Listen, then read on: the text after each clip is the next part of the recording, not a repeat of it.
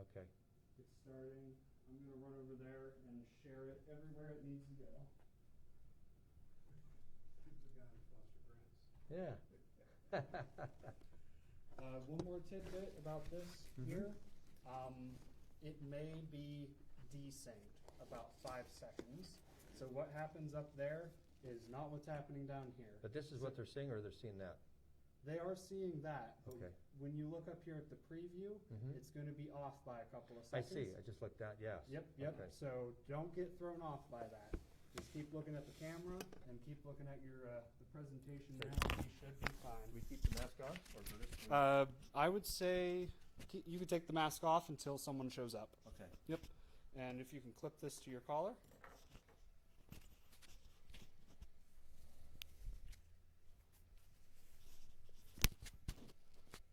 Picking up audio. Okay. So we get some audio there, testing. Yep, it's going off. KK. Audio good.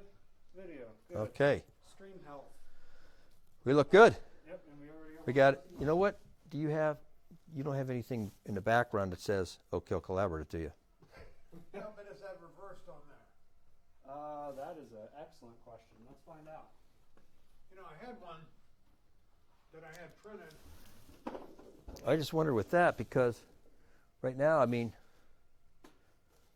It's just a backdrop with the office.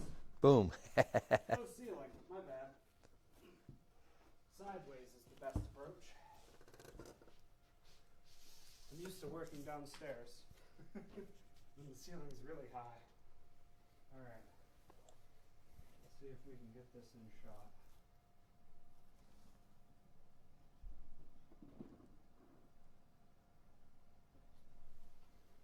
Is it reversed? Oh, I believe it is, but we're going to find out. No, not really. Because we used to have one that I had printed up that was in reverse. And nobody, Anthony, what's that right there? It slid out the top. I'm going to put it back in. Well, I can see you actually printed in reverse, so you have that. Yeah. Yeah. But I don't know what ever happened to it. You got a nice gap over your shoulder, and I'm trying to take advantage of it. Oh, perfect. You know, if he turns his head sideways, you can probably see right through.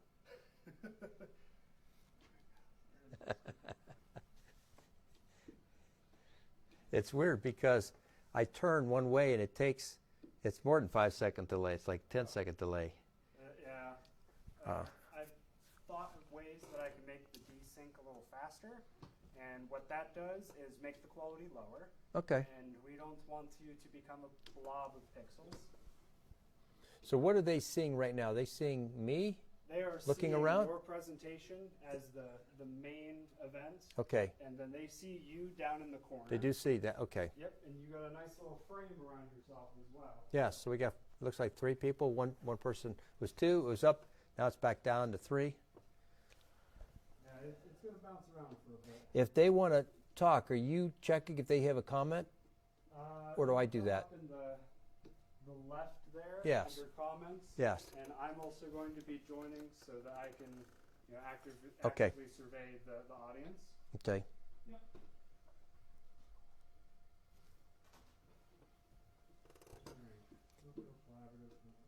Can they hear us talking now? Oh yeah, they can, Okay. they can hear everything. Okay, because we've got 2 people. I just wanted to welcome the people. We're about to get started. We're just working on some few little details.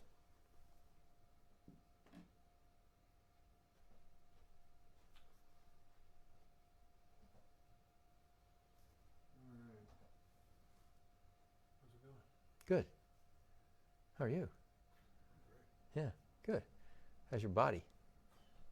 Yeah, it looks good. It's sore inside? Just Yeah. the back and all that still? Still pinched nerve. Really? Had about 3 sets of injections. I'm doing physical therapy now. Yeah. It's just I'm tired of it. Yeah. Play volleyball. Go for a walk. You know, the people that have back problems, the biggest thing that I hear is they just get tired of it. It's like, okay, I want it to be fixed. Yeah, right. You know, because it stretches on. 3 months. Yeah. 3 months of, in-home sheltering, and now I have 3 months of this, and I'm like, Hmm. it's just, you just get retired the last 6 months of my life. You know. So now Well, because you can't push the pause button, life goes on. So, I know.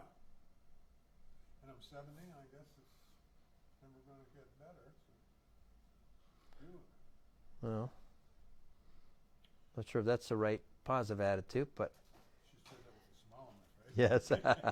There you go. Yeah, yeah, yeah. Yeah, all good though. I'm not going to stay though, Steve. I'm sorry to say.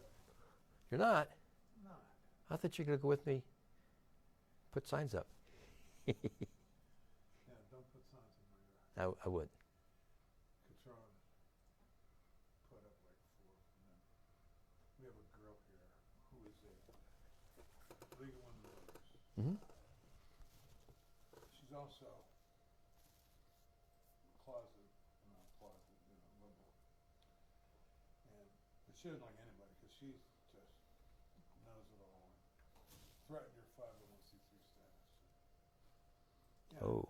good. If you're advertising for Canada, 501c4 baby, you get away with it. Yeah, but what you do on a property, it's not rental. You don't rent this from somebody else. No. Yeah, yeah. Right. And you don't need the headache. Yeah, and Yeah. I don't do that. You know, I got grief a couple years ago when Tito but I got grief from Tito's people. So I took it down. It was easy enough, but I mean, people love this structure because it's right before that. Yeah. So if you want to put them blindly, put them on the other side of the street. Nobody takes them down. Okay. Okay. People see them coming in. I guess it's a huge crowd. I was there this morning. Yeah, it was huge. It was all the way out. It went around. Well, there's social distance a little bit, and then it's around by the corner, and then around some more. Yeah. And then that was at 8 o'clock. My wife was, I think she voted about 4, and it was just as long. She said she waited 45 minutes to vote. Yeah. So, Anthony, with all due respect, you can't get low enough to avoid your camera. So, I know. so if you're getting low, all it's going to do is show your face. Yeah, I know. So we've got one person live.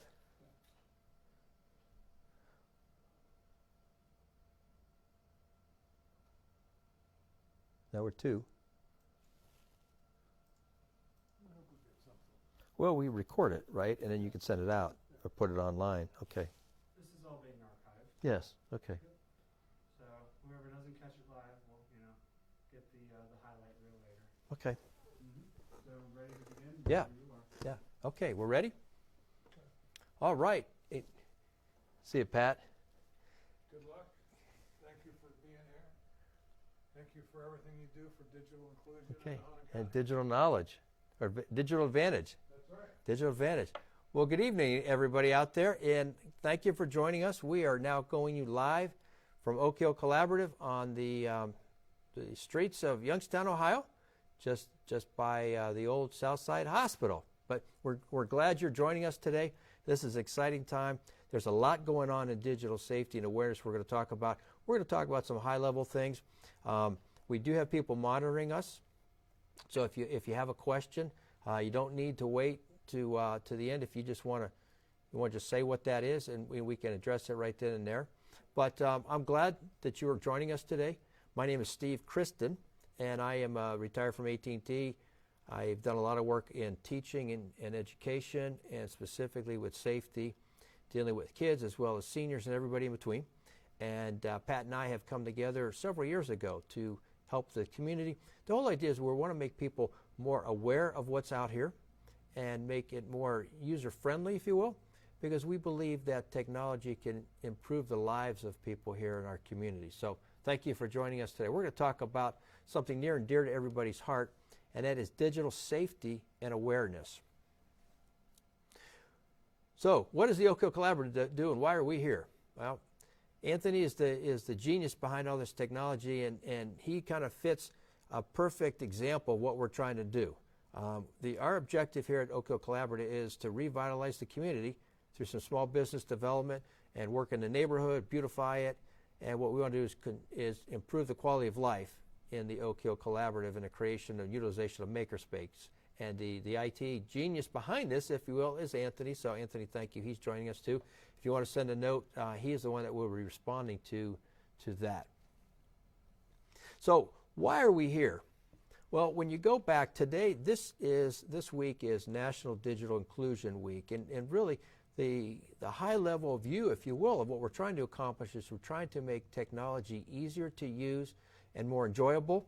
The idea is if it's easier to use and more enjoyable, more people use it, and as we learn more about it, we tend to use it more. So today, one of the most important things that we have to deal with is safety, especially when it comes to digital safety and online. So what we're going to do a short overview.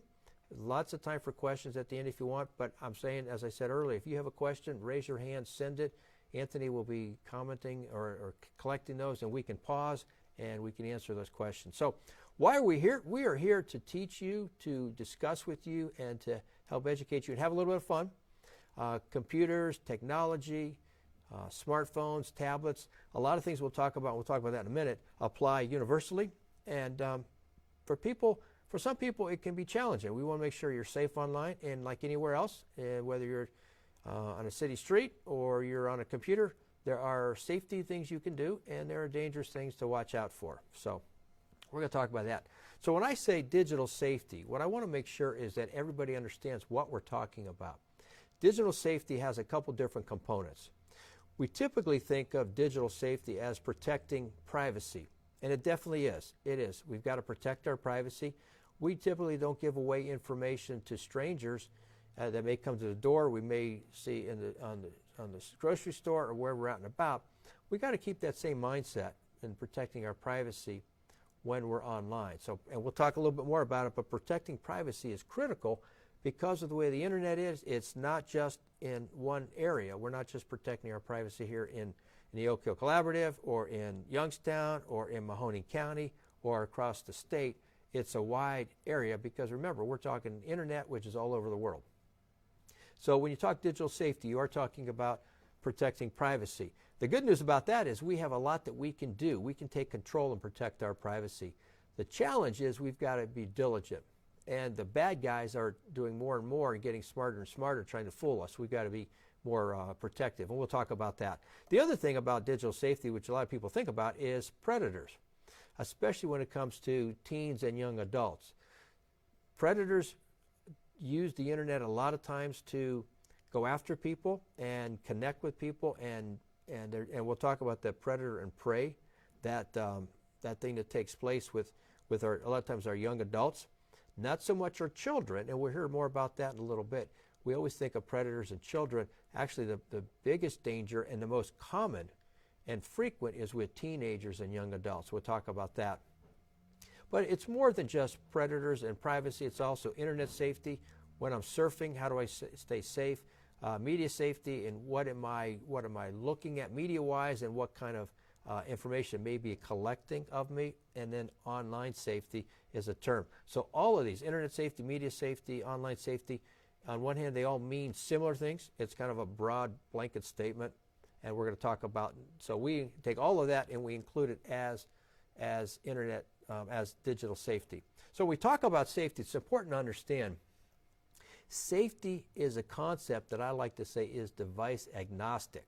What that means, we have certain principles to be safe online from our computer, and those same principles can be applied to our smartphone or our tablet. It's not, usually a safety issue is not unique to a specific device, but rather it's more of a process and a mindset that transcends the device. So that's why I like to say safety, that thought process is device agnostic. And one thing you'll get from this presentation is a lot of it depends upon your mindset. You have to have a safety mindset, and with that you'll be a lot more safer in your online activities. So, some things to think about. First of all, we talk about personal information. Personal information can be anything you want it to be, any way you define it. I like to say, is it something that I would not want to be broadcast on TV? If it's something I would not want to be broadcast on TV, then I'm going to consider it personal, and I'm not going to put it online or on my computer or on my phone if I don't have to. And we'll talk about if I do, there's privacy settings we'll talk about in a minute. But the idea is personal information should be kept personal. And when I say that, it's not just personal, it should be kept personal from you, because remember, whatever you share with people, they can share it. So something may be personal to you or your friend, depending on how they treat it, it could become very public, and then we have a problem. Challenge with the internet is once something is out there, it's very hard to pull it back. It's almost impossible to pull it back. So anything that you put online, on the computer, on your phone, anything you post on a social media site, you have to consider that. That is going out there. It will be there permanently. So think of it that way. So before you hit that enter key to post something, make sure you think that through and say, hey, wait a second, I'm not sure. This is personal. Yeah, I probably don't want that to be out there. Maybe I want to make a phone call instead of that, or maybe I just want to calm down depending on what the post is. Now, when you think about privacy, there are ways that you can use the computer, and very good ways to use the computer, and maintain privacy and on personal information. They have, depending on if it's a computer or a phone, there's different settings. They call them settings that you can adjust and protect your information. And that's critical because the information on your phone is many times personal, with credit card information, home address information, maybe Social Security, and you need that on your phone for your records, but you don't want everybody to have access to it. So you want to make sure that you have privacy settings on, both in use on the computer or on the tablet or on your smartphone. Another thing, keep in mind, these are things that it's not something that you do once and that's it, because the bad guys are getting smarter and smarter and smarter as we go. So what we have to do is we have to get smarter and smarter in keeping our data safe. So it's an ongoing, almost like cat and mouse. They get a little better, then we got to get better. They get a little better, we get a little better. So you get to the point, sometimes what you do is you say, I'm not going to store that information there. I'm not going to have it there. In terms of, I'm going to store it somewhere else so I don't have to keep going back and forth. The third thing to consider is what we call safe browsing. And as I go through this, you can see that these common techniques are applicable whether it's on a smartphone or a tablet or a computer. It doesn't matter. But safe browsing, the idea here is I have to be careful what I'm doing on my device. It's the same thing as if you're shopping in a city. You want to look around. Does that look like a safe place to go? Is it a safe place to park? Same thing with browsing on a computer or browsing on a smartphone. You want to practice what we call safe browsing. There's a lot of different ways to do that. The main thing is just try to use sites that are well known. There are sites that, in some of the sites that actually, when you look at the website address, the HTTP, you can have it HTTPS, and that would indicate that it's a secured site. So you want to be careful. Also, when you practice safe browsing, that means you just don't go anywhere. That means if you get a strange email that you don't recognize, before you click on that and go to that site, you make sure you know what that site's all about. So safe browsing means sometimes I don't go to that site. Whoa. Then we talk about secure internet connection. One of the biggest problems that I see as I talk to people and I work with people who want to be safe, one of the biggest problems I see is with Wi-Fi networks that are public Wi-Fi networks. So I want to grab a cup of coffee, I go to Starbucks, or I go to the library, or I go to McDonald's, and I have a public Wi-Fi. It sounds great. I get free Wi-Fi. That sounds great. Problem is, in many of those cases, they are what we call unsecured. In other words, you may have 4 people signed on at different points. There's not a lot of security between those 4, and if somebody with a little knowledge about how computers work, they can actually, using that network, they can actually work through it and get access to your computer or access to the next person's computer and so forth. So whatever you have is accessible from them. So we want to make sure that we do not, if at all possible, don't use public Wi-Fis unless we have what we call VPN. Basically means virtual private network, and it's a secured connection. So I go to Starbucks, I open up my VPN connection, and now I have a secure connection, so the person in the table next to me or the cube next to me or down the hall can't access my data. Because there are people out there, that's what they do. We've seen it. I've seen people that have been hacked, and hacked means they got your information by driving around a neighborhood. It used to be 5-10 years ago, nobody used passwords. Now most people do, but they would drive around neighborhoods and they would look at networks and try to get in. So the idea is use a secure network. If you have to use public Wi-Fi, use a secure network. One of the problems that we see, and we've seen this for years, even when the internet was first starting out, was this whole idea of being careful what you download. You get an email, it may look like a common company that you do business with, or maybe it's a, hey, congratulations, you've won this, or we need this information. How do I get a hold of you? Click on this and we'll connect, what have you. And you click on it, which is actually downloading now some bad software. In the software world, you may have something called malware. You may have ransomware. You have viruses, Trojan horses. Those are all bad things that when you click on it, because you're really given that program to download, you're giving it permission to download and then to load and execute on your computer. You don't want to do that. So if somebody sends you an email which has an attachment and you don't know who that is, or even if you know who that is, it just doesn't sound right, do not download it, because you click on that and that could be a lot of problems for you. So those are some things to consider. We also say, now let's look internally. One thing you want to do is from a password standpoint. And I know passwords are challenging for a lot of us. I've got 50 different sites, 50 different passwords. I can't remember what they are. You know what? I'm going to use the same password for everything. Wrong. Don't want to do that. You want separate passwords for every site that you go to, every program or app that you're using. I know it's cumbersome. There's ways around that, and I'll tell you that in a minute. But the idea is strong passwords. A lot of times with computers, the computer themselves will generate an automatic password. Use that if you can. There's software or apps, depending if it's a computer or a smartphone, that can be a password manager.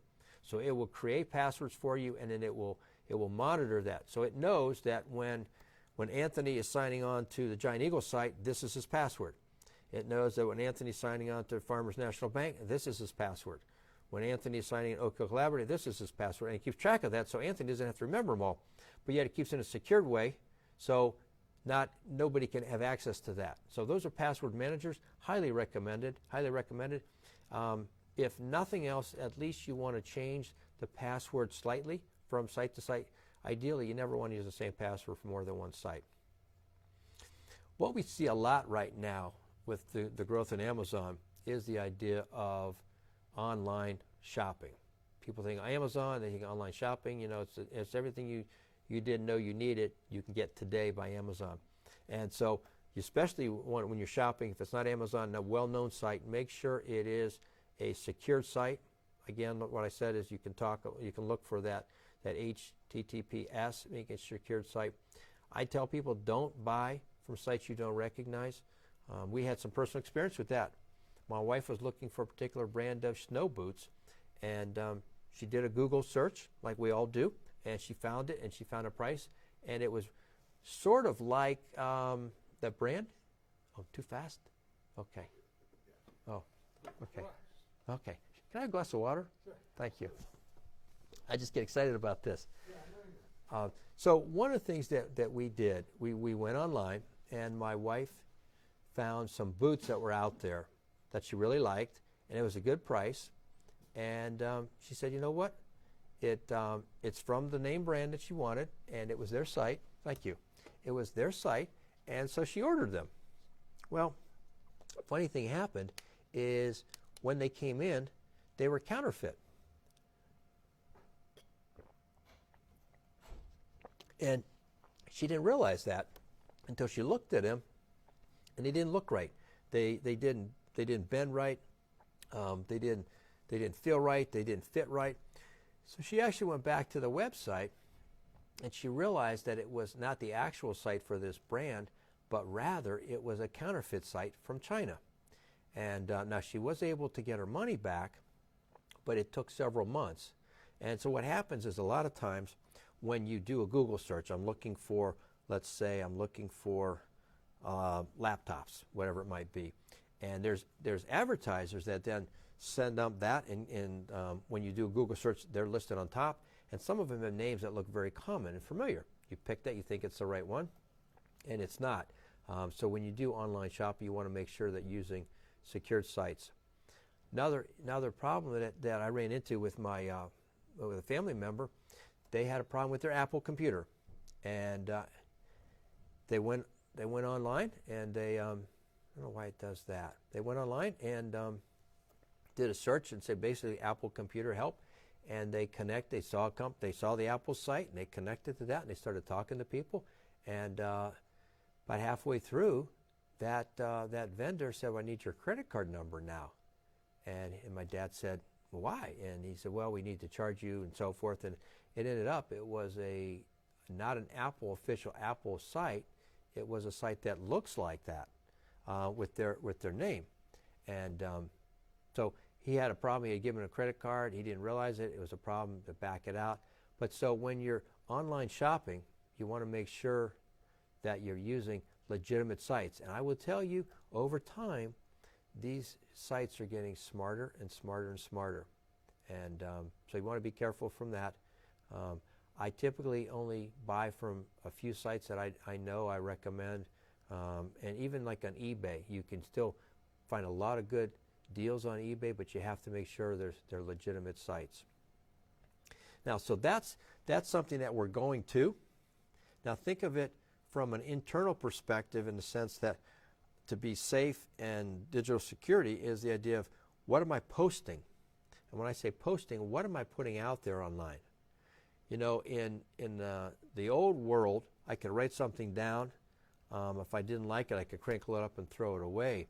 The problem is it doesn't work that way in the online environment. Anything that I put out there, I want to consider it to be out there permanently. So if I put a credit card number out there on a particular site, let's say for those boots that my wife may be buying, or the computer my father may be buying, you have to look at it. That's going to be out there permanently. So I want to make sure that the site that I'm posting it on has the correct information, and they're going to keep it securely in case there's a problem, if there's a breach in data somehow.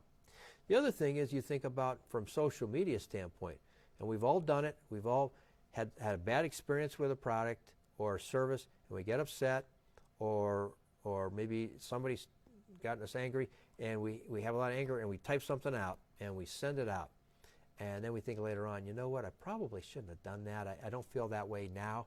They're really not that bad of a company. The product works, or maybe I was making a mistake. And so I have to be careful what I post, because whatever I post is going to be there permanently.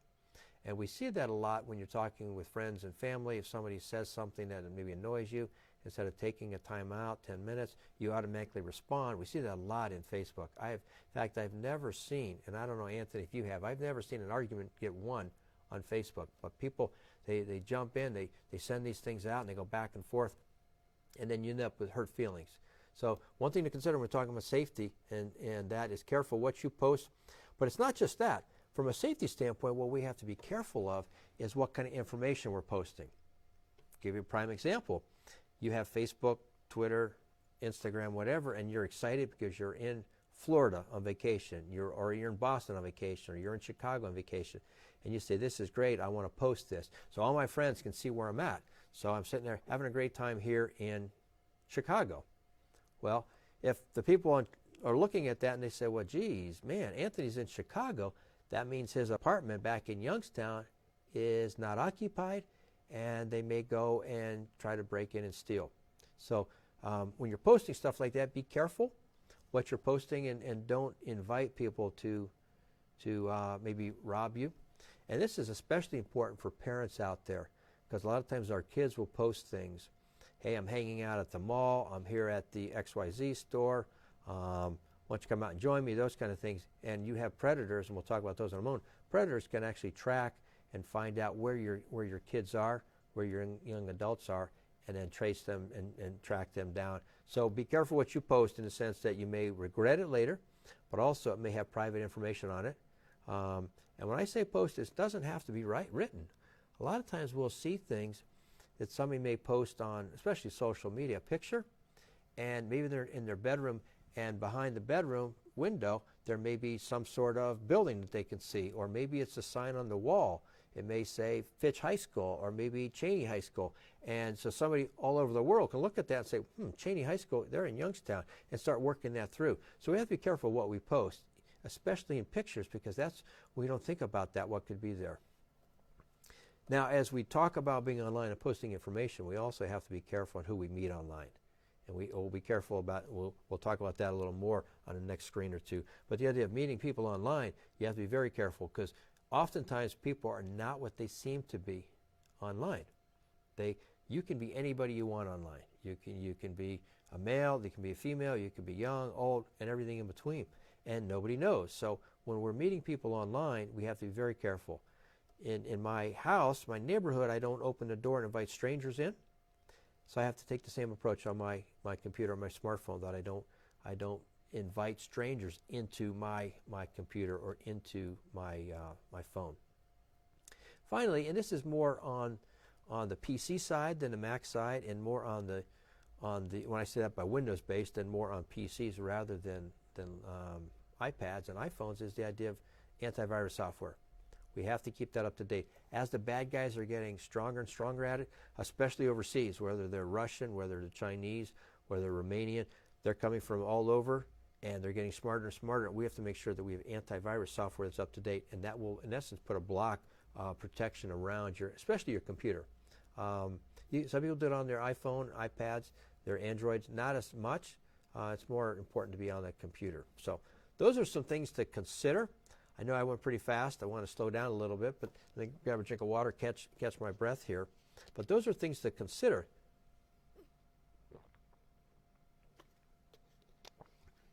And if you'll notice, the things that I talk about, what I'll leave you with is the idea that safety is up to us.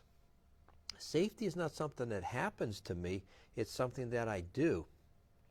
So what that means, I can take action, I can take active steps and do concrete things to make my online experience much safer. So no need to run away or avoid being online, but it does make sense to do a little bit more up front and be a little more proactive to be safe. Let's talk a little bit now, I want to talk to the parents out there specifically about online predators. There's a misnomer out there that the majority of predators go after children. And while there are some predators, way too many, that do go after children, the statistics actually tell us it's not the children that they go after, it's usually the teens and young adults. Sure, if you have a child, you want to be very careful what they're doing online, and we'll talk about that also, but really the most activity when it comes to predators deal with teens and young adults. So when I say teens and young adults, typically 14 up, and maybe young adults up to 25, something like that. So when you have a teenager, maybe 16, 17, 18, 19, 20, 21, don't think that they are past the age of being affected by a predator. That's something that still is out there. Also, people seem to think that it's something hidden or cloaked in darkness and secrets. The studies say the actual people who solicit are usually up front. The people that want to make a connection with your child, your teen, your adult, they usually do it up front. They also say oftentimes it's another teen, another adult, another young adult. We seem to have this impression that the people that go after kids are older predators, 40s, 50s, 60s, and that's not what the statistics tell us. The statistics tell us a lot of times it's the younger adults going after the teens. It's not a huge age difference. So we want to make sure that we're aware of that. So to be better prepared, we have to know where the dangers are. So if you have an adult or young adult, don't assume that they're not susceptible to some sort of predator. If you have a 13-year-old, they're susceptible. As they get older, they become a little more susceptible, and then they get less susceptible. But just because somebody's a teen or late teen doesn't mean they're not susceptible. You look at the idea, too. We talk about predator and prey, where we see this on the idea that certain people are predators and they go after certain people, and there's certain characteristics and motivations and actions that they take, and that's not necessarily the case. That does happen, and we need to be aware of that. But many times, the people that our young adults and teens connect with, they're not predator-prey type. It's not like somebody's going after a predator from the outside and somebody like you may see on a TV movie. What we see often, though, is teens connecting to people they know or people of a common topic.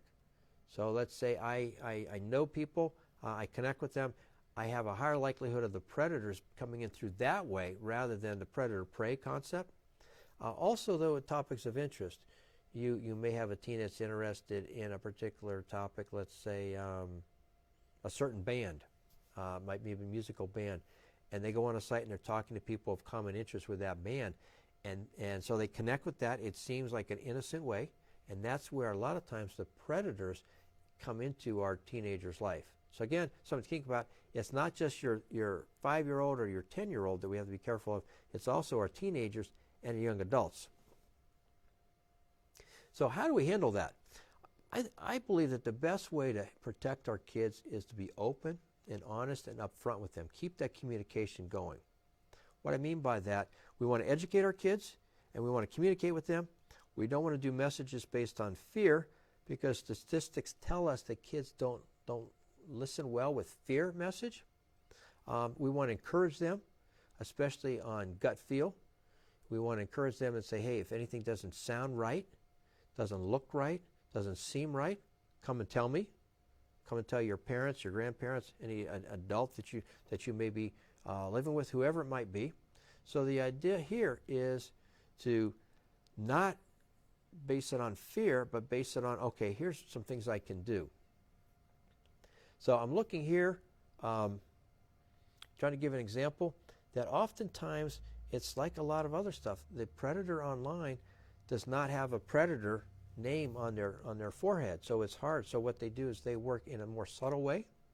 So what we want to do is we want to talk to our teens, our young children, the adolescents, and say, first of all, we're not trying to fear them into something, but what we want to do is encourage them to be safe. We want to encourage them to think about what's going on and to don't be shy about gut feelings. Kids and teenagers have some great intuition. If something doesn't seem right, then it may not be right. We want the teen or the young adult to be willing to say, you know what, that just doesn't seem right. I don't understand that. I don't know what's not right about it. It just doesn't seem right. So we want to connect with our teens. There's two ways and two viewpoints on this when we're dealing with teenagers. Some parents say we want to be sneaky and kind of behind the scenes and keep an eye on that, but not have our kids know that we're watching that. The other side said we want to be open and honest and upfront with them. That's the view I take. We want to talk to our kids, explain the differences, and help them work through this. And one thing we see way too much is the whole idea of flirting in pictures online. Depending on the ages, if kids may have their own cell phone, you've got to be real careful. Flirting, even at a young age, can move in a direction you don't want to go. Same thing with pictures. Talk to your kids. Again, with communications, and you want to say, hey, if somebody asks you to send a picture, I want to know about it. You may have a rule in your family that you don't send pictures, regardless of what kind of pictures. You just don't send pictures, again, because you're trying to be private. But you want to make sure you have communications open with your kids. And kids these days are pretty attuned to what's going on. So if they see something, but somebody asks for pictures, they know it doesn't sound right. You want your teen or your young adult to talk to you about it. So you want to be really strict on that. I don't want you to send pictures to anybody unless I know about it ahead of time. So same thing with flirting. I don't want to be flirting with anybody at all. So some other things we talk when we talk to students, especially teens. We tell them to look for some things. First of all, we tell them to look for questions that this person may ask you to do or not do. And some of the things are specifically, if a person online that you've met, and they may seem like a good friend, you may feel comfortable with them, but if they ask you to keep a secret, that itself is a red flag. If somebody asks you to keep a secret online, you've got to say, that doesn't sound right.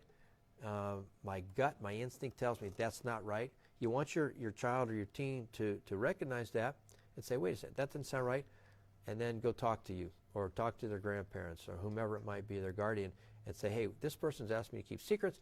I don't want to do that. Obviously, if there's hints or blatant sexual topics, you want to stop that right then and there. You don't want that to continue. That's not something that you mess with. If your teen has somebody that's asked for pictures or sent pictures or wants to talk about something of a sexual nature, you want to put a stop to that. You want to let the authorities know, because that is wrong. There's no gray area of that. There's black and white. That's wrong, and you want to stop that. And you make your kids. That's something that it has to happen right away. Also, sometimes teens may feel manipulated. So if you're manipulated, that's not a good sign. If somebody's kind of manipulating you, trying to get you to do something, that's not a good sign, and that's a red flag.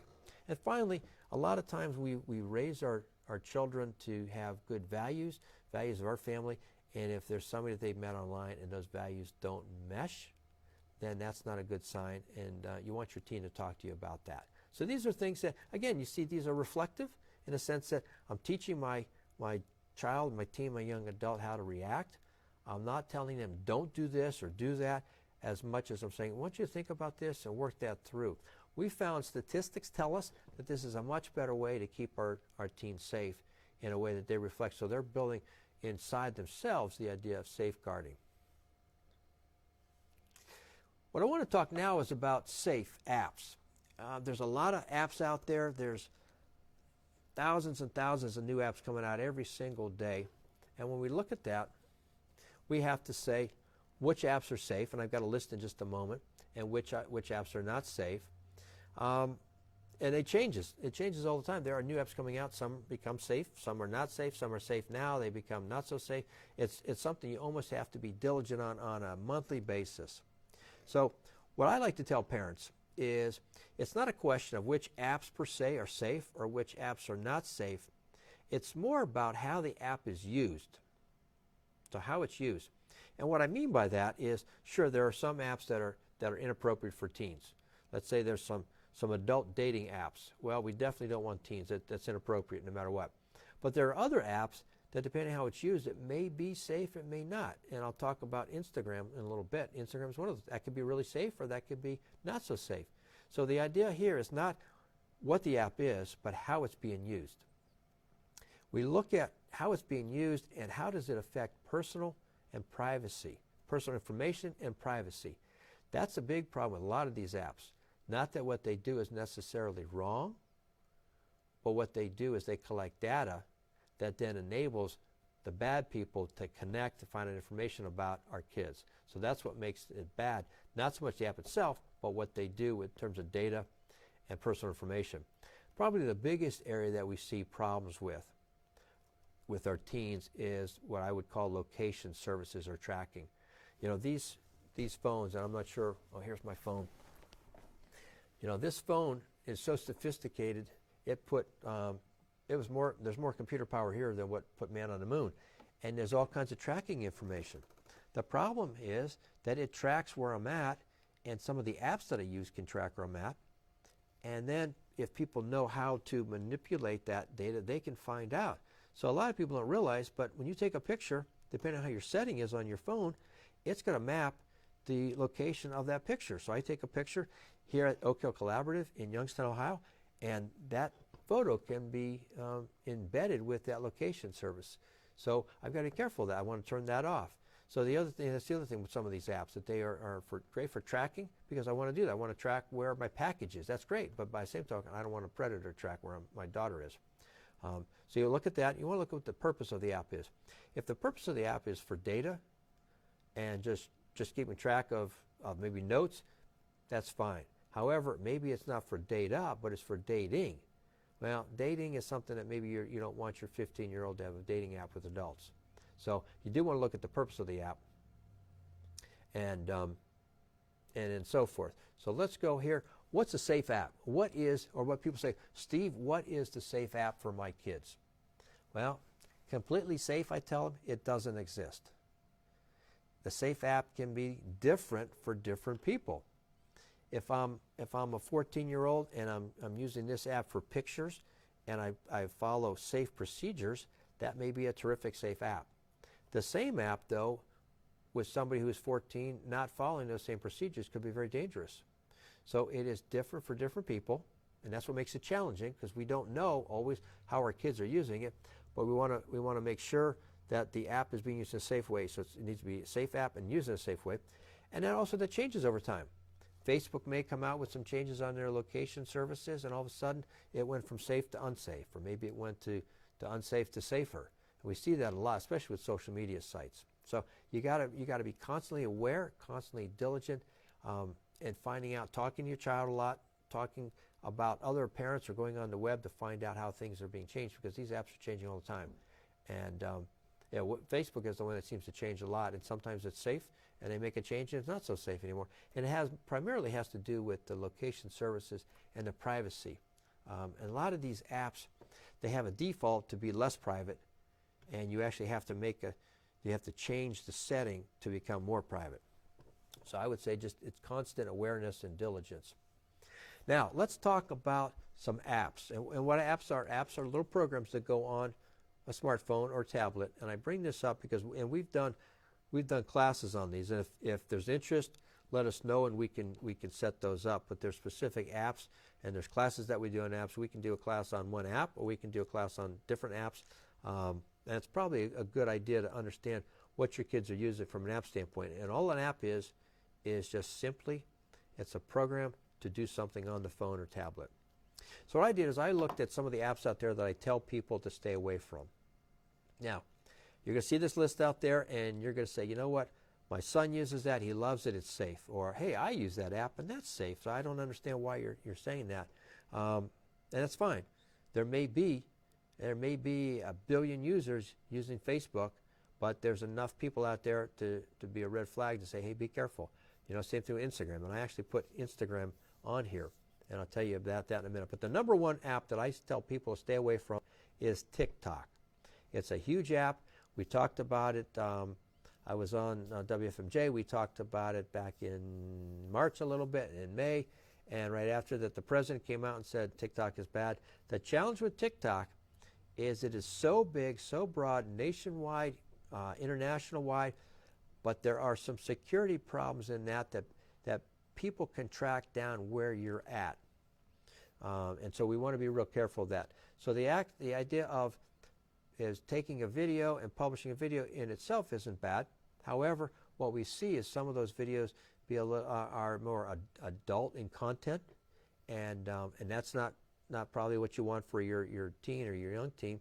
And then there's privacy, and so not only privacy, but there's also location services. So number one thing, if there's nothing else on any app, I say stay away from TikTok. I know a lot of people are going to say, wait a second, Steve, you're wrong. I love TikTok. It's safe.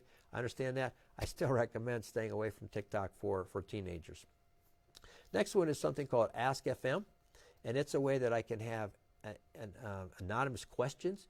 So I may have a question. I'm afraid to ask it somewhere. People I know, I send it out there. And you open yourselves up to the world, and now you're also interacting. It's not so much that the question may be bad, it's the interaction with strangers that can be bad. Same thing with Whisper. Whisper is one of those things. It's in concept, it's a great idea. I feel guilty about something. I'm gonna confess it. Well, again, I confess it to somebody, and there's privacy and location services there that I can be real careful of. So Whisper is something I say don't use. Now, Snapchat. Snapchat is something that's very popular. A lot of people like Snapchat. Again, for teens, at least younger teens and younger children, I say don't use it. Again, mostly for privacy and the photo aspect. I don't want pictures of my kids online when I don't know what pictures they are, where they're going, who's going to end up with them. And Snapchat is like that. Snapchat, for people who don't know, it's one of those things. There's short videos, 6 seconds, maybe a little bit longer, and then they get erased allegedly and so forth. So the idea is information's out there, can be out there forever. And so I would say for younger kids, no to Snapchat. Tinder tends to be, they say, communications and location. A lot of it I say it's more on the idea of, I use the term dating app or relationship app, and that's what we're going to be careful of, because people a lot of times, believe it or not, they're not who they say they are when they're online. So be careful of Tinder. Same thing with Kik for messaging. IG, Instagram is used a lot, and there's nothing wrong with Instagram if it's used properly, but a lot of people, again, they're looking to track people down and maybe post pictures. Again, posting pictures, nothing wrong with that, but I got to be careful what I'm posting and considering, are they sharing private information when I post my Instagram. And there's a lot of video apps out there. Seems like right now dating apps are popular and video apps. Periscope is another one I think about, but anything with video that I'm posting information that could be used by somebody to find out where I live or find out some information about me or my child, I'm always saying let's be very careful about that. And that could be even YouTube. Even YouTube, you have to be careful. Now, YouTube, I didn't put on this list because I think YouTube's a great app to use, and I would encourage parents to use it with your kids, but use it together and talk to the kids about that.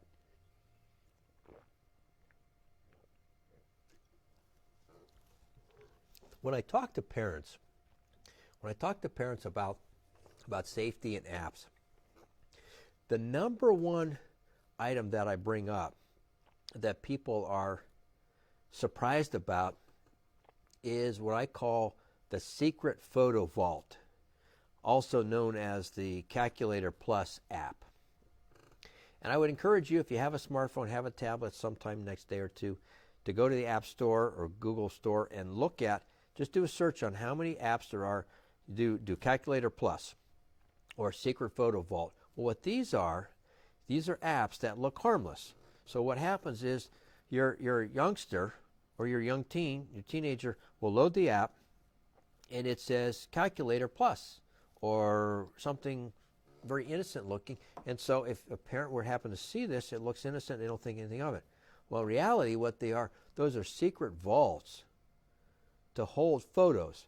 Sometimes they're password protected, oftentimes they are, but not always. Sometimes they are. But the idea is to appear to be something they're not. So what happens is your teen, typically teens, but it could be adults as well, they have certain pictures on their phone that they don't want anybody else to know about. They put in a secret vault, and then a lot of them don't have a secret vault name. It doesn't say secret vault. It says Calculator something innocent sounding, so when mom or dad or grandma looks at it, it's going to look innocent. So we want to be careful of that. Again, what I say for kids, I think you're better off to talk to your child, talk to your teen, talk to your adult about the dangers of this rather than snooping and say, hey, give me your phone, let me look at it. Because I found you're better off to get the communication going so the kids do not want to use it from the start. Now, sometimes it doesn't work that way, and you may want to check it out. But be careful. If nothing else, I say on this whole thing when I'm dealing with apps is you want to be very careful when it comes to the secret photo vaults. So what does this all mean? What does it all mean? Now that we've talked about this, does it make you want to use the internet more? Does it make you want to use the internet less? Does it make you more fearful of technology? Does it make you want to embrace it?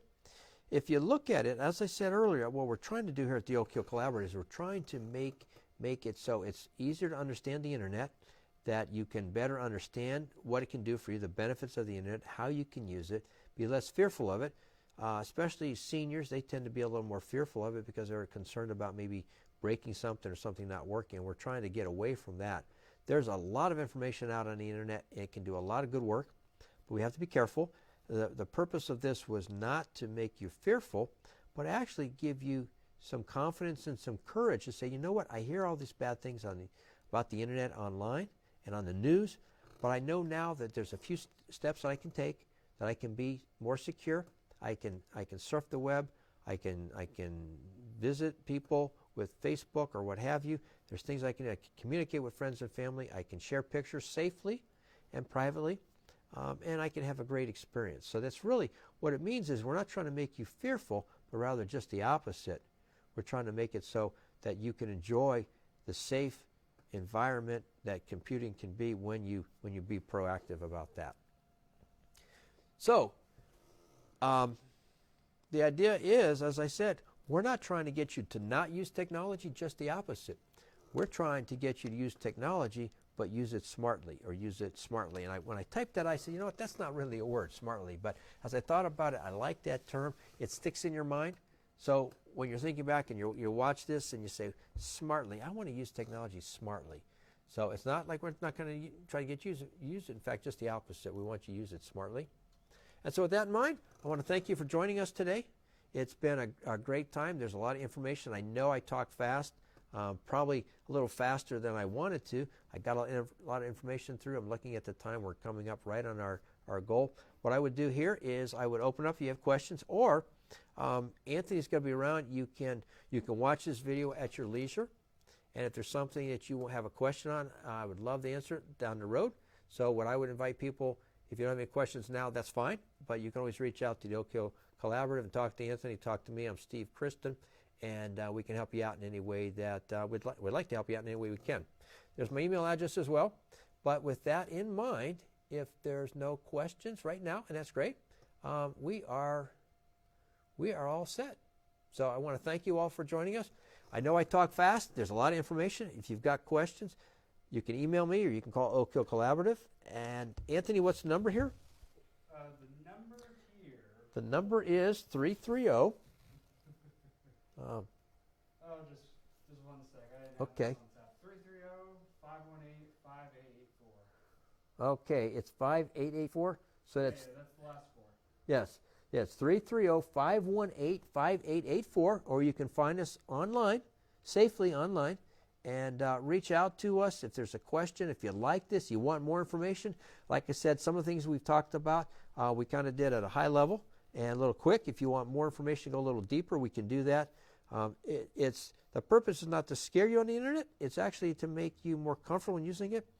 The internet is a great tool for all kinds of things. It can be challenging. That's why we're here at the Oak Hill Collaborative, to help you understand that and also keep you safe and have a very, very enjoyable surfing and internet experience. So with that in mind, we are, is that a wrap, Anthony? Yep, I'm ready to go whenever Okay, you are. we're all set.